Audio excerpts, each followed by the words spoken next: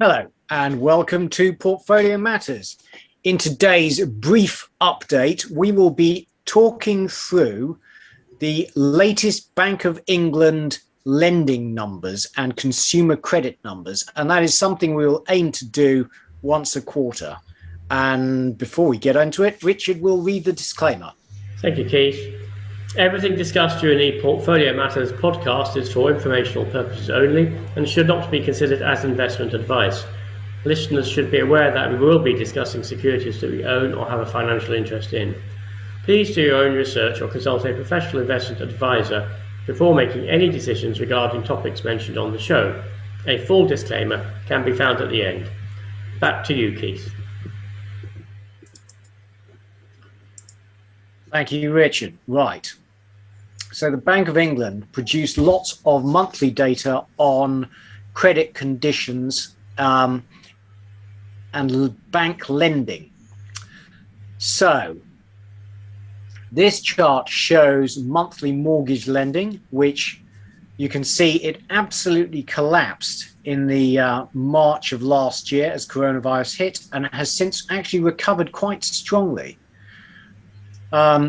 Previously, it has been massively affected by changes in stamp duty and stamp duty holidays. So everyone rushes to get their mortgage by the 31st of March, and then there's a dip as the sales have been brought forward. Okay, now this is mortgage rates, and I think this is really interesting. So these are the rates charged by UK banks on 5-year fixed mortgages. And the blue line is the rate for 95% mortgages, and the orange line is for 60% loan to value. And what you can see is that in March last year, the banks became risk averse, and they started raising their interest rate charged on 95% mortgages, but they didn't do that for 60% ones. In fact, rates on 60% loan to value mortgages have actually fallen over the period.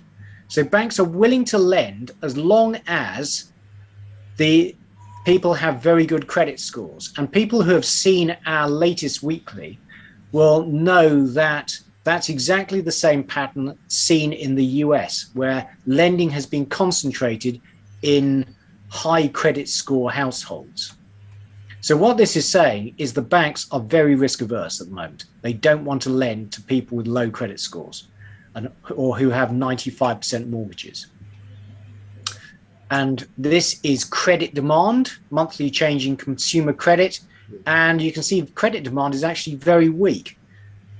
You would hope that is because the government support programs have given people a lot of savings, which we've seen from other statistics. And also people are just not going out, so they're not actually demanding borrowing to fund their online purchases or their lifestyle purchases. Now, this is bank lending to non-financial companies, and I thought this was a very interesting chart because what it shows is in the period after the Great Financial Crisis, banks essentially stopped lending. And so as loans were repaid, the amount of loans outstanding by the UK banks actually declined quite sharply. And then since then, since January 2015, it has grown again. And then when the coronavirus starts, the government-backed loan schemes kick in and you see an enormous jump in bank lending backed by the government. And all that is due to end on the 31st of March. And there are two government loan schemes to small businesses. There's coronavirus business interruption loan scheme, CBILS. Companies with a turnover below 45 million are eligible, and you can apply for a loan between 30k and 5 million, of which the UK government guarantees 80%. Then there's the business bounce back loan. Businesses can borrow up to 25% of turnover loans available from 2k to 50k, and the interest rate is 0 in the first year, 2.5% thereafter, and the government backs it 100%. So these are extraordinarily generous schemes that are coming to an end. And you can see that in recent months, actually, loans have been falling again.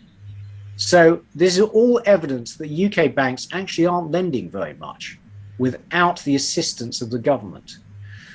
And you can see that here in the total loans outstanding. So fell sharply, so fell almost like 20% in the aftermath of the great financial crisis, and it's then shot up in the last year. M4 continues to rise as the Bank of England prints money, QE. So the total stock of money continues to grow, but banks aren't lending, and so the monetary velocity is not picking up. And you can see this is M4 growth, and prior to the financial crisis, growth was strong because banks were lending. Now, and then it collapsed as banks stopped lending, and now it shot up again. So if banks now start lending again with an increased money stock, you could see M4 growth grow really quite rapidly. So at 12%, those are quite big numbers. So in summary, just a quick review of Bank of England lending and credit data shows that the Bank of England's continued to expand its balance sheet, so M4 growth remains strong, but banks are not really lending. And therefore, I would say the outlook for inflation as an endogenous inflation caused by monetary growth is quite weak. If we're going to get inflation, it will be input price inflation causing rises in manufactured goods and services inflation. It won't be a monetary phenomena, it will be a commodity price phenomena. And we will have to see whether that then picks up later in the year. Be interesting. Richard, any thoughts? Yeah, thank you very much for that, Keith. An interesting summary of what's the current position. Be interesting to see when lockdown really starts to move away, and we get things like nightclubs, restaurants, and the sort of leisure sector opening up. We're interested to see what happens with consumer credit. You would expect it to go back up, and we certainly hope so, because that would be a sign that the economy is recovering. And a lot of businesses have closed temporarily. We hope it's temporarily, and when they start to reopen, will bank borrowing start to rise again as these businesses begin to trade, or are we in this position of rather subdued bank borrowing by businesses going forwards, which, as you say, is not a good sign for it's not particularly inflationary, but also not a particularly good sign for a growing economy. So I think it's a very useful one to do. And so this is a quarterly presentation, so it'll be interesting to see where we are at the end of June, when we've had basically 3 months of easing of lockdown, and we'll be able to see what effect that has had.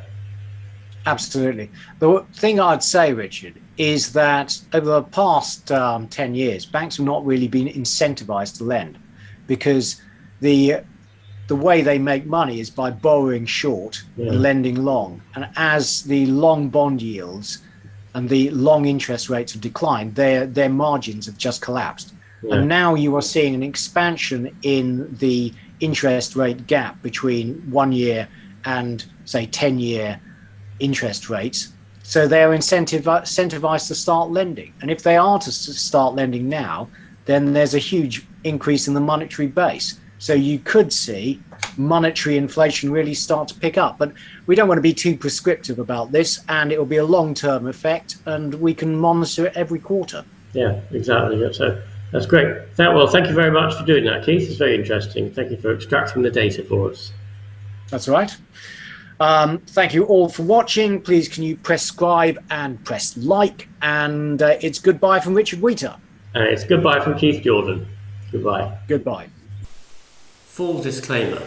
The material and information contained in this podcast is for information and entertainment purposes only and should not be relied upon for making a business, legal or any other decision. We may own or have a financial interest in any securities mentioned. Listeners should conduct their own research or consult a professional investment advisor before making any decisions regarding topics mentioned on the show. Whilst we endeavour to ensure that the information presented on the show is correct, we make no representations or warranties of any kind, express or implied, with respect to the podcast and website or to any information, products, services or related graphics discussed or presented in the podcast or website. Any reliance you place on such material is strictly at your own risk. You are solely responsible for the investment decisions you make. We will not be responsible for any errors or omissions in the podcast or website, including in articles or postings, for hyperlinks embedded in messages, or for any results obtained from use of such information. Nor will we be liable for any loss or damage, including consequential damages, if any, caused by a reader's reliance on any information provided by the podcast or website. Please do not listen to the podcast if you do not accept self-responsibility for your actions.